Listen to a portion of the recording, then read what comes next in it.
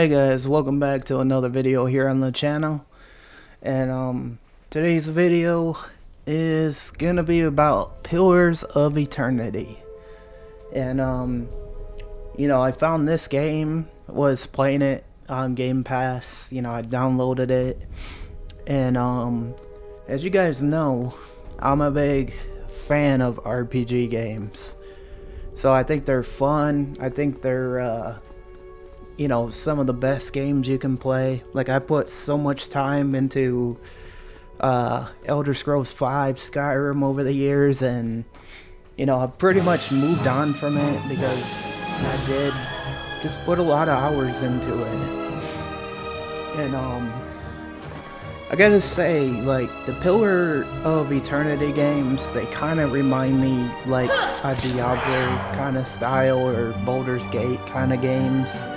Like, as you can see, like how the game looks, and they're kind of nice. Like, I like playing it on like story mode, where I just like taking my time, exploring things, seeing the different areas. Like when I first started this game, I was playing on like normal mode, and I was getting my ass kicked, like literally. And so that's why I decided I would try out story mode, just because I am new to Pillars of Eternity. I've never beat the game before. I've never like done a playthrough ever through it before, so I just feel like, I don't know, it was something new, something unique. The story seemed intriguing and different. You can play all kinds of different character races. I think there's gnomes. I think there's dwarfs. I could be wrong. There might not be no dwarfs. I think there's just gnomes. It's just, I went with elf, obviously. Like, my first guy, I'd call Legolas, from like Lord of the Rings. And past me. Because I liked Legolas. I thought he was pretty badass for an archer and stuff.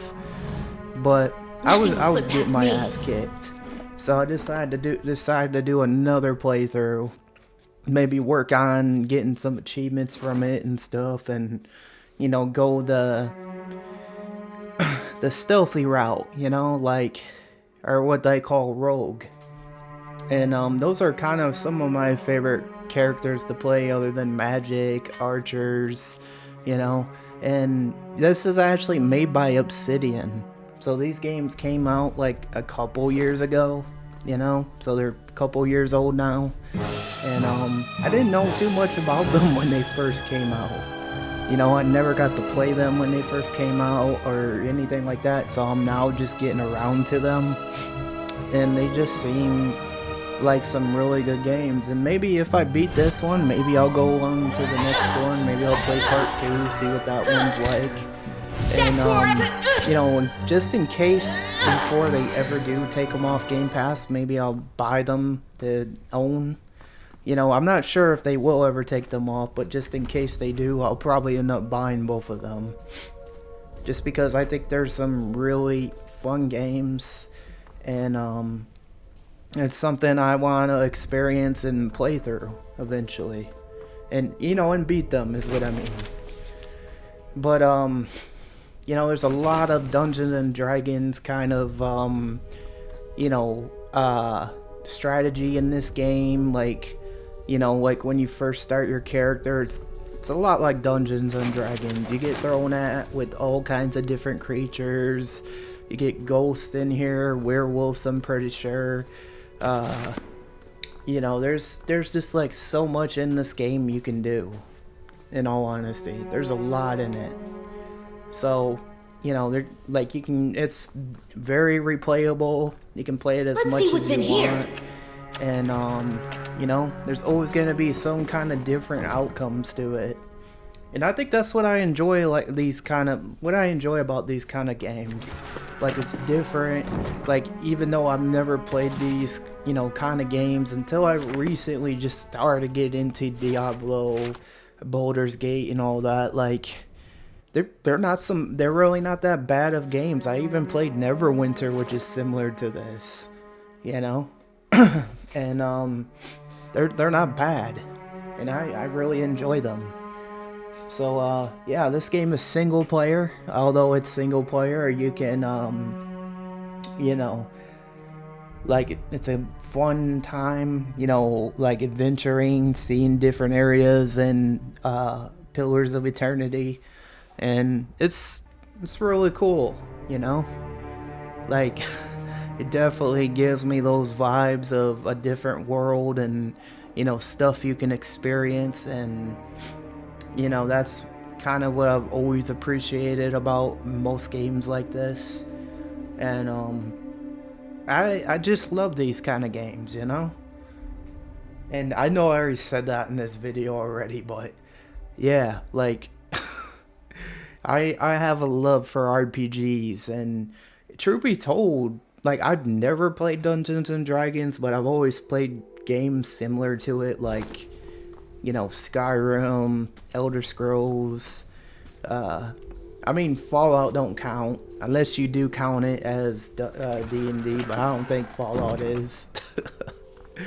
But that's how most of these games got their ideas and stuff. Is just, you know, from the Dungeons and Dragons board games, and that's how this all started. How developers came up with these ideas, like for games and stuff, and it's cool, you know, it's really cool. But I gotta say, like, you know, seeing all the different parts in this world, like the different landscapes, the different enemies. I'll have this open in no time. You know, I really like. I'll have this open in no time. How much you can experience different part of the world. You know, they got puzzles and everything. Like as you see here, they got bells here for like a puzzle, and you know, different dungeons you can go through or clear out or do different missions. They got all kinds of different missions you can do. So it's really diverse. It's very unique.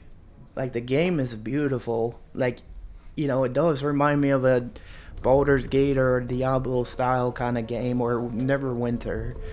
And you know, those games are absolutely fun. Like I don't mind these kind of games at all. And I didn't think I would get into them, but they're actually not too bad. It's turn-based combat, which, you know, I don't mind turn-based combat games. They're fun as heck, you know. So, you know, some people be picky about games. I've never been picky about video games. The only games I don't play is obviously Roblox or Fortnite or anything like that, because I don't like those kind of games. I never have, I never will. But that's just generally my opinion. You know what I mean? Like there's a lot of people that will have different opinions. So I get into pretty much anything game-wise. Like I like having fun with my community, playing whatever.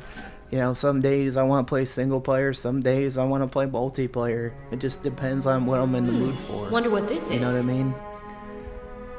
So, yeah, I know. But anyways, yeah, Pillars of Eternity is such a great game. I know it's a few years old, and I would definitely give this a 10 out of 10 just because I really like the style of it. You know, it can be challenging. I love the roleplay elements and, you know, all the kind of different things you can do in it.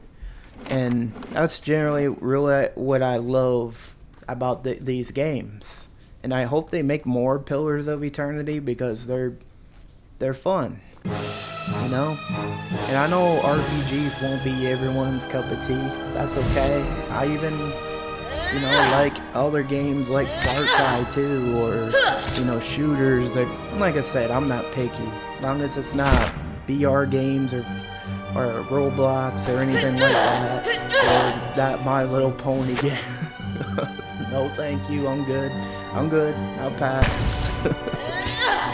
You know?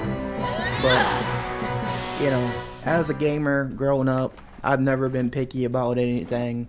You know, I enjoyed Nintendo, Xbox, PlayStation, PC.